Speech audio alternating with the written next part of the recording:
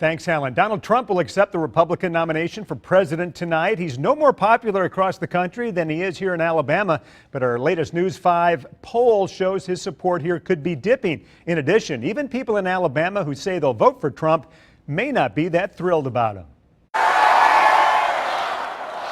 Donald Trump drew a huge crowd in Mobile last August. And when we polled in January how he would do in Alabama head-to-head against Hillary Clinton, Trump drew 68% of the support. But now his numbers in Alabama have fallen off. So it's not unlikely that the voter at that time might have said, sure, I'd vote for Donald Trump, never thinking he would actually be the nominee. And today, here, in fact, he is the nominee, and they don't feel as strongly about him. Still, Trump crushes Hillary Clinton in Alabama, 57% to 33%. 7% say they vote for someone else. 3% say they won't vote.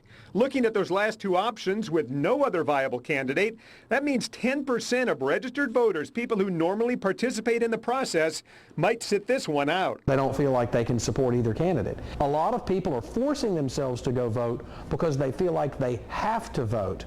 There are people out there saying, I don't have to vote, and I'm not picking between either of these two.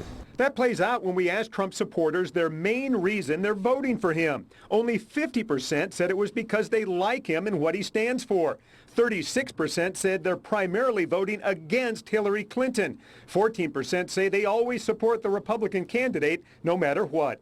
Our pollster John Gray has run dozens of campaigns, mostly for Republican candidates. He says it's also disturbing for Trump that if these numbers hold up, Trump would draw the lowest percentage in Alabama among Republicans in the last 4 presidential races. Still, Trump's numbers in Alabama remain among the highest in the nation. But Gray says this poll does not bode well for Trump's chances nationwide this fall. All across the nation, Trump numbers are up in every poll, and it's convention week. This is the honeymoon. Alabama's not a battleground state. I look at battleground states where Republicans will have to win if they want to win the presidency. And if you're seeing numbers like this in Alabama, which is the most Republican state in North America, what do these numbers look like in Ohio?